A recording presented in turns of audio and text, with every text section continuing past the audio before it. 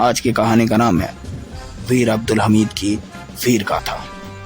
एक ऐसा योद्धा जिसके मन में देश के लिए कुछ करने का जुनून सवार था, जो वीर नहीं था बल्कि परम वीर था, जिसने अपने वीरता से ये बता दिया कि अगर इंसान कुछ ठान ले तो उसे कोई ताकत नहीं रोक सकती।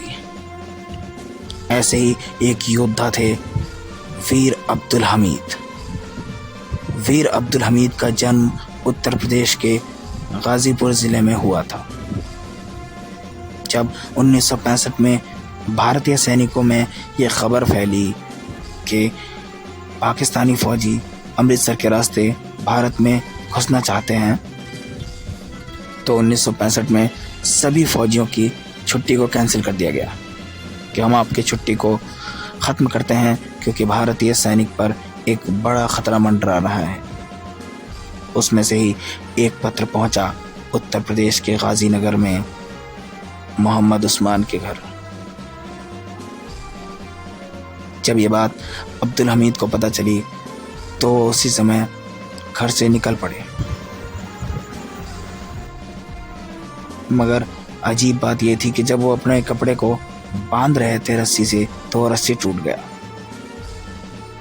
जिसके वजह से उनकी बीबी रसूलन बीबी बहुत दुखी हो गई और वो रोने लगी। उन्होंने कहा, मत जाइए, ये अब अपशगुन है, अगर आप जाएंगे तो आपको कुछ हो सकता है। पर उन्होंने बस इतना ही कहा, देश को मेरी ज़रूरत है, मुझे जाना होगा। जब वो जा ही रहे थे तो उनके साइकिल का चैन टूट गया। लोगों ने फिर भी कहा कि देख अब्दुल हमीद, ये सब अपशगुन है, तो गया तो बहुत बड़ा नुकसान उठाएगा। इन सब बातों से तो बस इतना ही लग रहा था कि उनके गांव की मिट्टी भी उन्हें जाने से रोक रही थी, क्योंकि वो जानती थी कि वो अब्दुल हमीद को अब कभी दोबारा नहीं देख पाएंगे। पर वीर अब्दुल हमीद अपने बात पर अटल थे कि उन्हें देश की सेवा करनी है, और उन्होंने उनसे भी कहा, मुझे जाना होगा, क्योंकि देश को मेरी ज़रूरत है। उन्होंने अपने कपड़ों को और बाकी सामानों को अपने कंधे पर लिया और पैदल ही स्टेशन की तरफ चल पड़े। पैदल चलते चलते जब तक स्टेशन पहुंचे तब तक उनकी ट्रेन छूट चुकी थी। तब स्टेशन पे पहुंचे, उनके दोस्तों ने भी कहा, देख अब्दुल, तुझे नहीं लगता कि ये सब तुझे रोकने की कोशिश कर रहे हैं? तो मत जा अब्दुल, क्योंकि एक बार में 3-3, 4-4 अपशगुन तो समझ सकता है ना अब्दुल, मत जा। लेकिन अब्दुल हमीद के चेहरे पर सिर्फ मुस्कुराहट थी।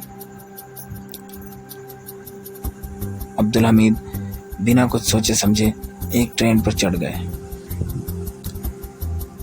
जब वो अपने सैनिकों के बीच पहुंचे तो सबने बड़े गर्मजोशी से उनका स्वागत किया, लेकिन तब तक खतरा और बढ़ चुका था।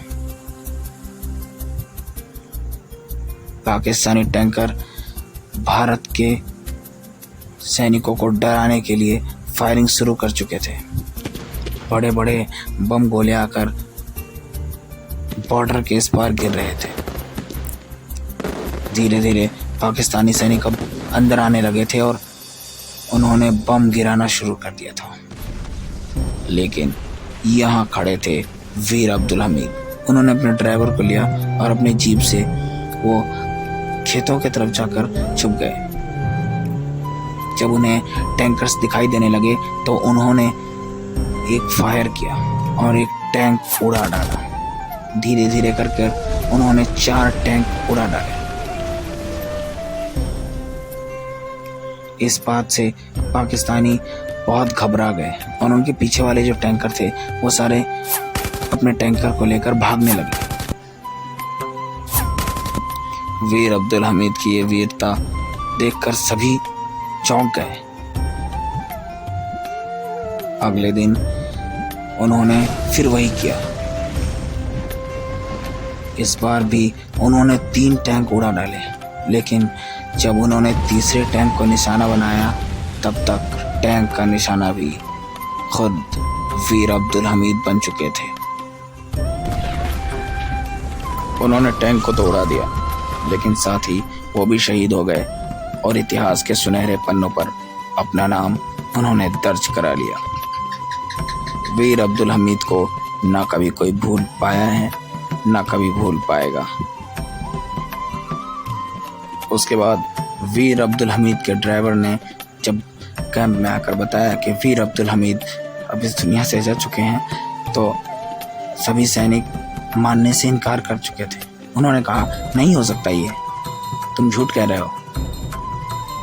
वो ड्राइवर फौजियों को लेकर अपने साथ गया और उसने राख में से कुछ ढूंढने की कोशिश की, तो उन्होंने देखा कि वीर अब्दुल हमीद की पसलियाँ रखी हुई हैं। उन्होंने हाथ से निकाल कर जब दिखाया तो सारे सैनिक चौंक गए। फिर उसने कहा, अब भी आपको यकीन नहीं हो रहा ना? अब भी यकीन नहीं हो रहा ना? तो वो कपास के खेतों के अंदर घुसा और उसने वीर अब्दुल हमीद के 2 पैरों को निकाल कर दिखाया, जिसकी वजह से सारे सैनिकों की आंखों में आंसू थे। लेकिन आंसू के साथ ही एक जोश, जिस जोश ने पाकिस्तान के होश को उड़ा कर रख दिया। भारत 1965 का युद्ध जीत गया और वीर अब्दुल हमीद को परमवीर चक्र से सम्मानित किया गया। पर दुख की बात तो ये है कि वो इस सम्मान को लेने के लिए जीवित नहीं थे। उन्हें मरणोपरांत परमवीर चक्र दिया गया, लेकिन जो शहीद होते हैं वो कभी मरते नहीं हैं, क्योंकि शहादत का दर्जा हर किसी को नसीब नहीं होता।